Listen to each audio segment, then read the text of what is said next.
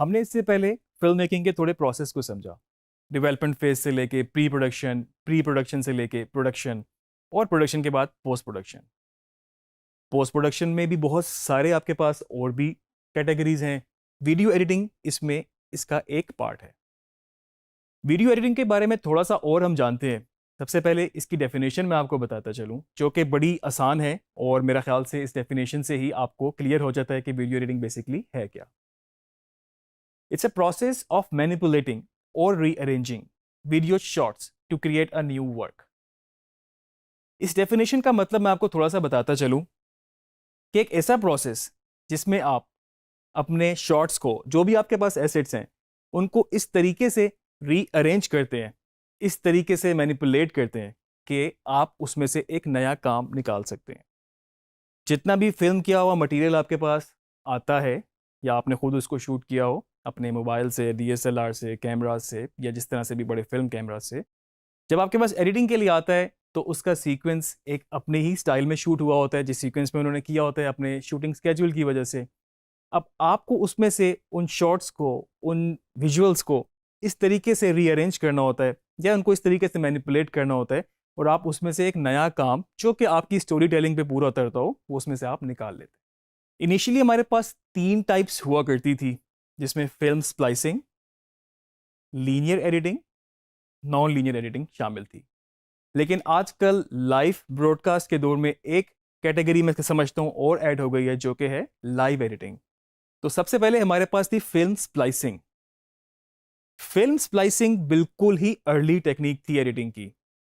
अगर आप लोगों को याद हो कि फिल्म की एक रील आपने कभी देखी हो, जो कि आपके पास छोटे जो फोटोग्राफी वाले कैमरा होते थे, उसके अंदर भी वो आपके पास रील डलती थी। तो बेसिकली फिल्म जब रिकॉर्ड शुरू हुई तो वो उसी फिल्म के ऊपर ही रिकॉर्ड होती थी, जिसको हम फिल्म बोलते हैं, सेलुलॉइड की वो रील होती है। और इनिशियली क्या होता था कि जब वो रिकॉर्ड होती थी, वो डेवलप होती थी, और जो एडिटर होते थे वो उनको बिल्कुल फिजिकली इस तरह से देख के कैंची के साथ कट करते थे, और साथ में जो दूसरा शॉट उनको चाहिए होता था उसको भी इस तरह से प्रीव्यू करके, कट करके, 2 शॉट को आपस में जोड़ दिया करते थे।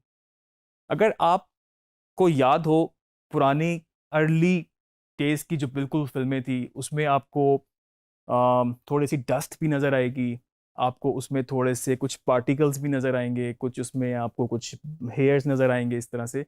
तो दर हकीकत वो असल में ही उस रील के ऊपर आ जाया करते थे, और जब आप उसको देखते थे तो उसके ऊपर वो चीज़ें वैसी आ रही होती थी। जब आप 2 शॉट को जोड़ते थे तो कई दफ़ा बीच में थोड़ी सी एक डिस्टॉर्शन सी होती थी। तो बेसिकली जब वो उस तरह जुड़ते थे तो वो उस वजह से आपको वो नज़र आते थे। फिल्म स्प्लाइसिंग थोड़ी सी मज़ीद बेहतर होती चली गई। इसके लिए मशीनरी आ गई जिसमें आप प्रीव्यू कर सकते थे, आपके पास कंट्रोल बेहतर आ गए। कुछ कंपनीज ने, मूवीओला एक बेसिक मैं आपको नाम बताऊं, वो 1924 में बनाया गया, जिसमें आप उसको अच्छे तरीके से प्रीव्यू कर सकते थे, और जिस पॉइंट पे चाहते थे कट लगा के आप उसको जोड़ सकते थे। और उसके साथ साथ और भी मशीन्स आती गई, सिस्टम्स आते गए, जिसकी वजह से फिल्म स्प्लाइसिंग आसान हो गई। फिल्म स्प्लाइसिंग अभी भी किसी हद तक कायम है, लेकिन वो थोड़ी सी मॉडर्न हो गई है। अगर फिल्म पे शूट किया हुआ मटेरियल होता है तो वो डिजिटाइज होता है, और उसके बाद डिजिटाइज तरीके से वो फिर नॉन लीनियर एडिटिंग स्ट्रक्चर के अंदर एडिट होता है। उसको डिजिटाइज करने के लिए बहुत डिफरेंट किस्म की बड़ी बड़ी मशीनरी, बड़ी बड़ी सर्वर्स इन्वॉल्व होते हैं, जो कि काफ़ी टाइम टेकिंग और कॉस्टली प्रोसेस है। सेकंड मैं बात करूं अगर लीनियर एडिटिंग की। लीनियर एडिटिंग अपने दौर में एक बहुत बड़ा रेवोल्यूशन था। लीनियर जिस तरह नाम से ही आप समझ सकते हैं, होता क्या था कि वो लीनियर ही होता था। आप एक सीक्वेंस से उसको एडिट कर सकते थे, आप उसको बीच में जब कुछ चीज़ इंसर्ट नहीं कर सकते थे किसी भी पॉइंट पे, या आप उसको इस तरह से नॉन लीनियर लेके नहीं जा सकते थे। तो लीनियर सेटअप बेसिकली होता क्या था, आपके पास एटलीस्ट एक सोर्स प्लेयर और एक सेकंड प्लेयर जो कि उसको रिकॉर्ड कर सकता हो, वो होना सबसे बेसिक सेटअप था उसका। और उसके बाद आपके पास एक ऐसा कंट्रोलर जिससे आप उस सोर्स को प्ले करके अपने रिकॉर्डर में रिकॉर्ड कर सकें। अब वो सोर्स एक से ज़्यादा भी इन्वॉल्व होते थे। कई जगह पर हमने देखा है कि 4-4 प्लेयर्स भी इन्वॉल्व हैं। और वो प्लेयर्स बेसिकली, इससे हमें फ़ायदा क्या होता था कि आपने एक प्लेयर से एक शॉट लिया, उसको अपने रिकॉर्डर में रिकॉर्ड किया, जो एक फाइनल टेप पे रिकॉर्ड हो रहा है।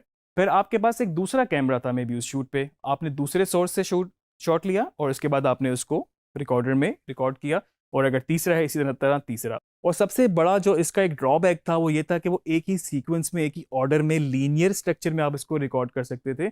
अगर मूवी के बीच में या फिर एंड पे अगर आपको कोई नई चीज़ इंसर्ट करनी हो, या किसी सीक्वेंस को उठा के आपको, किसी सीन को उठा के आपको आगे या पीछे करना हो, तो वो पॉसिबल उस तरह से नहीं था, क्योंकि आपको इंसर्ट कर नहीं सकते थे, आप उस पर जस्ट उसको रिमूव करके ही आगे काम चला सकते थे। थर्ड टाइप में हमारे पास हमारी सबसे मेजर एडिटिंग जो कि नॉन लीनियर वीडियो एडिटिंग कहलाती है, मैं उसकी बात करूंगा।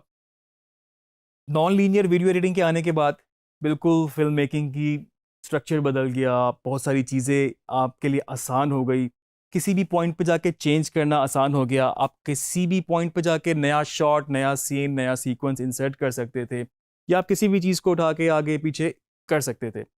अर्ली 90s में बेसिकली आपके पास नॉन लीनियर एडिटिंग आई, और उसमें आपके पास पीसी इन्वॉल्व हो गए, सिस्टम कंप्यूटर इन्वॉल्व हो गए, आपके पास सॉफ्टवेयर इन्वॉल्व हो गए, आपके पास कुछ हार्डवेयर इन्वॉल्व हो गया, और जो टेप्स पे थी वो कुछ डिजिटल तरीके से उसको आपने एडिटिंग करना शुरू की। जो टेप थी वो भी, उनमें भी कुछ एवोल्यूशन हुई, कुछ डिजिटल की तरफ गए, यूमेटिक, बीटा, उसके बाद डीवीज वगैरह पे गए। तो बेसिकली होता क्या था कि आपके पास अगर एक सोर्स में आपके पास मटेरियल है, आपके जो एसेट्स हैं, उसको आपने अपने सिस्टम में पहले डिजिटाइज करना है या कैप्चर करना है, जिस तरह के हम जान चुके हैं एक्वायर का एक प्रोसेस होता है पूरा, और उसके बाद आपके पास एक सॉफ्टवेयर होना ज़रूरी है, और उस सॉफ्टवेयर पे आपके पास टाइमलाइन है, आपके पास प्रोजेक्ट विंडो है, आपके पास सोर्स विंडो है, जो कि आगे जाके हम डिटेल में देखेंगे। तो इस सब चीज़ों के बाद बेसिकली आपके पास कंट्रोल बहुत बेहतर हो गए। आप किसी भी पॉइंट पे इफ़ेक्ट्स भी ऐड कर सकते थे, आप ऑडियो के साथ भी ट्रीटमेंट कर सकते थे, टेक्स्ट ऐड कर सकते थे, तो सारी बेसिकली आपके पास सारा सोल्यूशन पोस्ट प्रोडक्शन का आपके पास नॉन लीनियर वीडियो एडिटिंग के अंदर आ गया। चौथी टाइप जिसकी मैंने आपसे बात की वो है लाइव एडिटिंग। तो लाइव एडिटिंग क्या है कि आपके पास, अगर मैं एग्जांपल दूं, एक टॉक शो है और उस टॉक शो में 3 से 4 कैमरास लगे हुए हैं और आप वो लाइव देख रहे हैं। अब उस लाइव टॉक शो में जब एक होस्ट बात करता है, जब एक एंकर बात करता है, तो उसका कैमरा कट हुआ है, और जब वो गेस्ट बात करेगा तो लाइव में ही वो आपके पास सेकंड कैमरा कट हो गया।